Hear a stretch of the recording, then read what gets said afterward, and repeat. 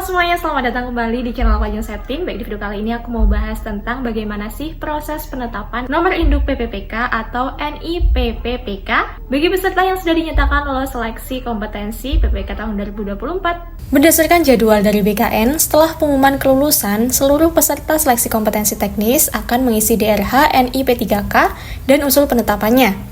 Nah, DRH itu apa? DRH itu singkatan dari Daftar Riwayat Hidup. DRH ini diisikan oleh peserta yang dinyatakan lulus seleksi P3K. Kira-kira apa aja sih syarat serta alurnya supaya besok kalau misal lulus udah tahu gambaran umumnya?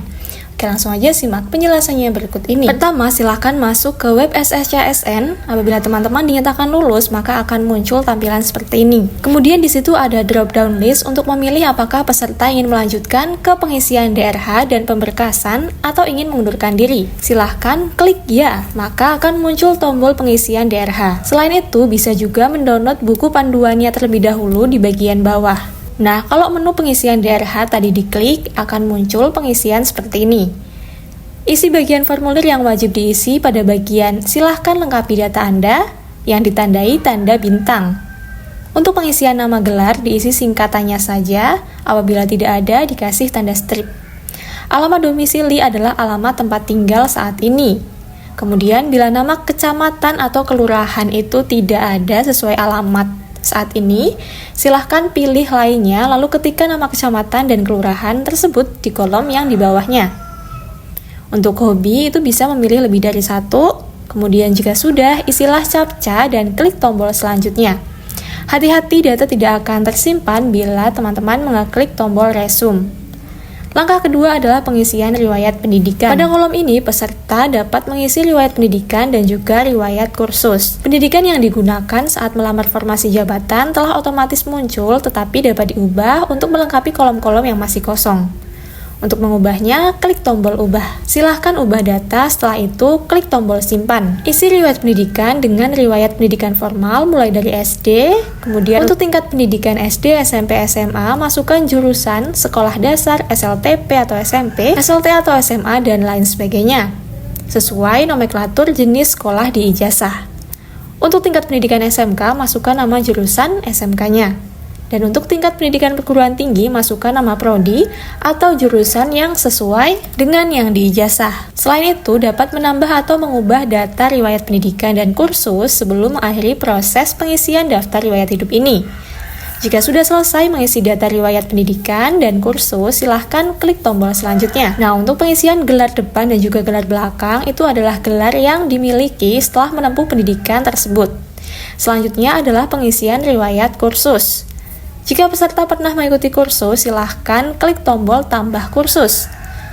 Isikan data-data yang wajib yang dibintangi. Untuk pengisian tempatnya, data tempat silahkan diisi dengan nama kota atau negara tempat pelaksanaan kursus. Nah, untuk jenis kursusnya itu telah tersedia. Teman-teman dapat mengisi jenis kursus yang telah terdaftar di situ. Langkah ketiga adalah pengisian riwayat pekerjaan. Di halaman ini, peserta wajib mengisi riwayat pekerjaan jika ada, penghargaan, dan juga prestasi jika ada. Klik tombol tambah riwayat pekerjaan untuk menambahkan seluruh riwayat pekerjaan yang dimiliki peserta jika ada sebelum lulus menjadi CASN. Klik tombol tambah riwayat penghargaan untuk menambahkan riwayat penghargaan yang dimiliki oleh peserta itu jika ada sebelum lulus dan menjadi calon ASN. Jenis penghargaan juga sudah disediakan pada kolom yang tersedia, jadi peserta tinggal memilih jenis penghargaannya saja. Klik tombol tambah riwayat prestasi untuk menambahkan riwayat prestasi yang dimiliki oleh peserta, itu pun jika ada, sebelum lulus menjadi CASN. Langkah keempat adalah pengisian riwayat keluarga.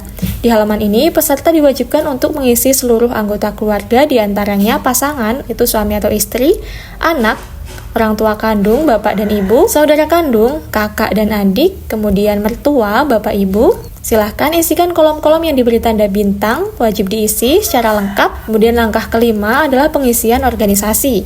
Di halaman ini, peserta diwajibkan mengisi riwayat organisasi jika ada dan mengisikan data-data lain yang dibutuhkan dalam proses pemberkasan CASN. Intinya harus sesuai dengan petunjuk pengisian data keterangan lainnya yang ada pada box berwarna kuning. Klik tombol riwayat organisasi untuk menambahkan riwayat organisasi yang pernah diikuti peserta, itu jika ada, sebelum lulus menjadi CASN. Langkah keenam adalah unggah dokumen.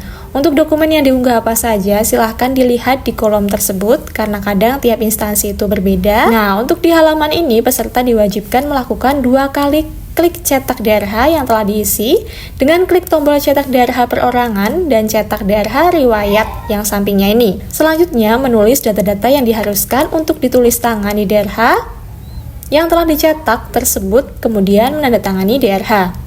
Terakhir, DRH yang telah ditandatangani wajib diunggah kembali ke SSCASN atau di halaman ini dan dihimbau untuk membaca terlebih dahulu ketentuan unggah dokumen terkait dengan format atau jenis file, ukuran itu perlu diperhatikan sesuai pada box berwarna kuning.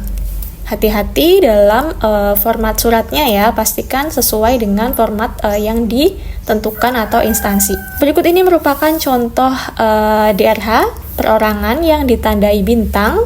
Adalah kolom yang harus diisi atau ditulis tangan oleh peserta setelah DRH diisi dengan huruf kapital atau balok dan menggunakan tinta hitam.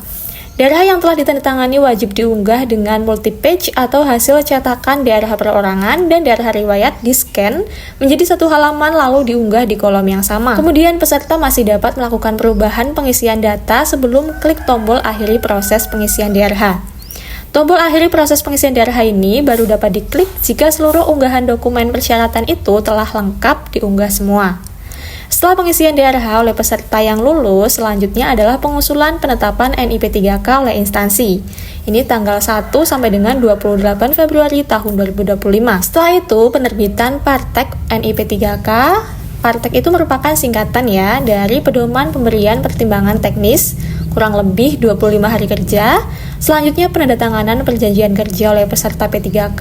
PPK atau pejabat pembuat komitmen akan membuat surat keputusan pengangkatan P3K tadi. Kemudian yang terakhir ini PPK menerbitkan surat pernyataan melaksanakan tugas untuk peserta yang lulus P3K tadi yang sudah mengisi DRH dan lain sebagainya. Udah deh, selesai. Cukup panjang ya teman-teman. Semoga video ini dapat bermanfaat, memberikan gambaran lah buat teman-teman tentang langkah kedepannya terkait proses penetapan NIP 3K. Oke, terima kasih sudah nonton video ini. Semoga bermanfaat dan sampai jumpa di videoku yang selanjutnya.